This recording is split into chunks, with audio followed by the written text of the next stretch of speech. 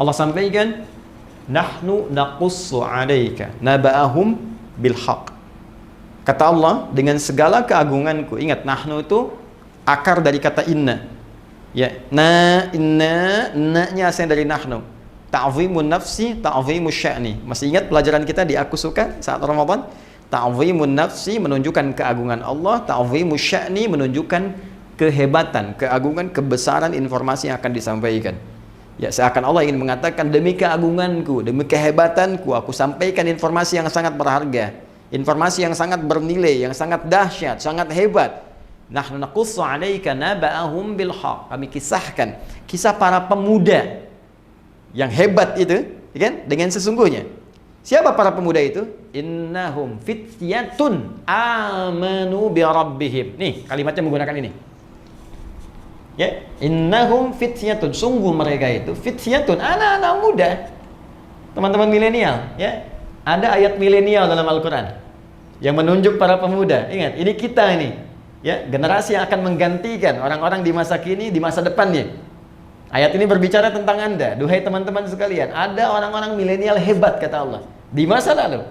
Dan kehebatan milenial itu diukur bukan sekedar dari kehebatan instingnya, intelijensianya, kehebatan intelektualnya, kehebatan semangatnya. Bukan itu patokan utamanya. Innahum amanu, imannya yang pertama. Jadi kalau Anda ingin dikatakan seorang pemuda yang hebat, generasi milenial yang hebat, maka syarat pertama kehebatan dalam pandangan Allah itu iman. Jaga iman. Kalau cuma sekedar jadi orang-orang yang intelektual, ya, punya daya dobrak yang tinggi, inovasi yang hebat, bikin aplikasi, bikin ini, bikin itu biasa. Jangankan Anda yang belum beriman pun mampu. Itu terbuka kompetisinya. Jangankan di Indonesia, di Amerika banyak, di Cina banyak, di Eropa banyak, melimpah. Tapi perlombaan menjadi baik, hebat dalam pandangan Allah itu spesial. Sang Khalik lah. Anda disebut hebat di Indonesia, belum tentu dikenal di Amerika. Orang Cina pun mimpi belum pernah ketemu kita. Orang Eropa belum tentu pernah lihat kita. Ya kan? Tapi kalau Anda disebut hebat oleh Allah, maka langit dan bumi mengatakan Anda yang terbaik. Maka syarat pertama, generasi pemuda hebat, itu kata Allah, amanu bi rabbihim, iman dulu. Nah, kenapa mereka disebut hebat? Ini dahsyat. Saking ingin mengupgrade imannya, mempertahankan imannya, mereka menghadapi intimidasi yang sangat luar biasa. Dikejar-kejar sampai masuk gua. Ancamannya bukan hanya sebatas intimidasi, bisa eksekusi. Bukan cuma persekusi, bisa dieksekusi. Ya, mereka untuk mempertahankan iman supaya di-upgrade imannya itu sampai masuk ke gua. Saking inginnya dekat dengan Allah Subhanahu wa taala, saking ingin mempertahankan visi kehidupannya. Maka Allah katakan innahum, pakai inna, ya, harfu nasbin wa taukidin, tansibul isma wa tarfa'ul khabar, mabniun 'alal fathi la mahalla lahu minal i'rab. Huruf nasab yang mengangkat rafa ism, orang yang akan diangkatnya. Ini diangkat oleh Allah nih. Ini contoh nih, saya angkat nih. Kenang kisahnya. Sampai kini masih diingat kisahnya. Ya. Wa taukidin, Allah kuatkan. Saya tegaskan, ini orang-orang hebat, contoh mereka. Ya, tansibul isma wa tarfa'ul khabar, dinasabkan.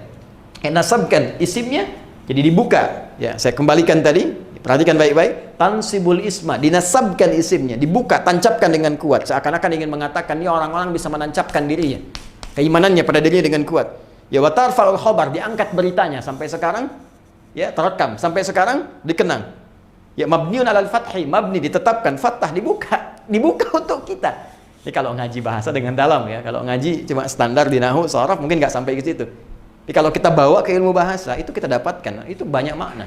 Banyak makna, harakat itu ada maknanya. Mabniun 'alal fathi, dibuka. Jadi contoh buat kita, la mahalla lahum minal i'rab. Tidak ada tempat untuk mengalami perubahan, nggak goyah dia. I'rab itu kan berubah, nggak goyah. Ini luar biasa. Nah, yang menarik apa? Belum selesai ayatnya. Wazidnahum huda. Ketika mereka mampu mengupdate imannya, mau naik ke level yang ini, sehingga merasakan kenikmatan iman, apa yang terjadi? Kami tambahkan hudan. Tuh. Jadi syarat pertama, untuk menjadi orang takwa, itu beriman, upgrade iman kita, maka hudan akan turun. Hudan lil muttaqin. Ketika para pemuda tadi bisa mengangkat upgrade imannya, maka hudan turun. Apa yang terjadi ketika hudan turun? Nikmat kan? Ya, suratal ladzina an'amta alaihim, kembali ke An-Nisa 69, ulaika ma'al ladzina an'amallahu alaihim, maka dapat nikmat dari Allah. Apa nikmatnya? Allahu Akbar, tinggal tidur 309 tahun. Ya, di gua lagi. Ya, Anda tinggal di tempat sempit, ngontrak masih mengeluh. Sederhana, mereka di gua, kasur nggak ada, tempatnya keras, sinar terbatas. Tapi kalau sudah mendapatkan hudan, ya nikmat saja. Ya, matahari putar kanan, putar kiri, cahaya dicukup, nikmat. Bayangkan 309 tahun tidur enak banget. Begitu bangun kayaknya baru kemarin tidur. Coba lihat. Ya, Masya Allah. Ada orang tinggal rumah mewah, tempat tidurnya luar biasa. Setiap 9 menit bangun. Apa kenikmatannya? Anda boleh kaya, tapi belum tentu bahagia. Ya. Anda boleh hebat, ya, tapi belum tentu mendapatkan nilai-nilai kemuliaan seperti yang digariskan ini. Jadi ini syahidnya, ini contohnya. Nanti kalau sudah ini datang, upgrade dari amanuna yu'minun, muncullah halawatul iman. Maka kalau sudah begini, sudah. Ya, passion apapun nikmat saja. Apapun tinggal pilih. Mau dengan tenaga, mau dengan harta, mau dengan ilmu, mau dengan kedudukan, bebas, semuanya nikmat. Ya, Bilal itu cuma dengan tenaga, Abu Bakar dengan harta bendanya, Ali bin Abi Thalib dengan ilmunya, Amr bin As dengan kedudukannya, semua punya passion masing-masing.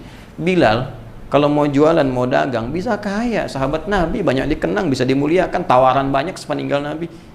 Tapi kalau memilih jadi muadzin dengan tenaga saja cukup. Kenapa? Karena levelnya sudah ke sini, sudah nikmat. Allahu Akbar, Allahu Akbar. Begitu azan, Nabi mengatakan, aku mendengar suara terumpahmu di surga. Aku mendengar suara terumpahmu. Bilal sederhana, baru adzan, terumpah saya sudah di surga. Ngapain cari yang lain, dengan adzan aja bisa ke surga? Itu Bilal. Cerdas kan? Yang lain cari dengan passionnya masing-masing. Ada yang usaha, ada yang macam-macam. Tapi yang saya ingin katakan, apakah yang kita kerjakan nikmat? Enggak, itu aja poinnya. Nih, halawah. Sudah ada halawah enggak? Ya? Sudah halawah enggak? Sudah nikmat belum? Pekerjaan kita nikmat enggak sekarang? Hah? Kalau lebih dahsyat lagi, nggak ada beda.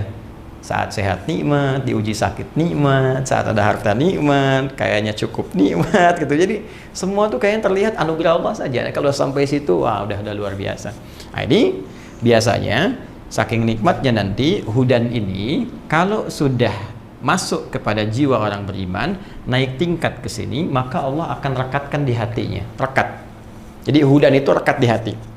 Kan iman itu saya pernah sampaikan amalan hati kan? Ada rekat. Rekat itu diikat robato namanya. Robato yarbatu. Rabit itu ikatan. Ya. Diikat begini. Di jiwanya. Kalau sudah ikat kan nggak lepas. Yang celaka kan yang belum diikat kan? Ya kan? Yang belum diikat nih. Tadi itu kadang naik turun, kadang ragu, ya, kadang sholat fardu, kadang terlambat, kadang ada yang tinggalkan. Itu masih naik turun. Iman naik, kadang turun, kadang lepas, kadang datang. Tapi kalau diikat, kemana aja ikut.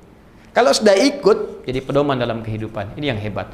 Makanya di ayat selanjutnya, ayat ke-14-nya, warabatna ala qulubihim. Dan kami ikatkan itu dalam jiwa-jiwa mereka. Ini bukti bahwa iman itu amalan hati. Kalau sudah benar imannya di hatinya, maka Allah berikan cahaya pada jiwanya. Dan diikat cahaya ini dalam jiwanya. Sehingga kalau sudah diikat, hudan, petunjuk ini menjadi sinar kepada seluruh tubuhnya. Karena itulah ketika dia menjadi sinar, maka semua aktivitasnya dibimbing oleh iman tadi yang sudah dapat cahaya.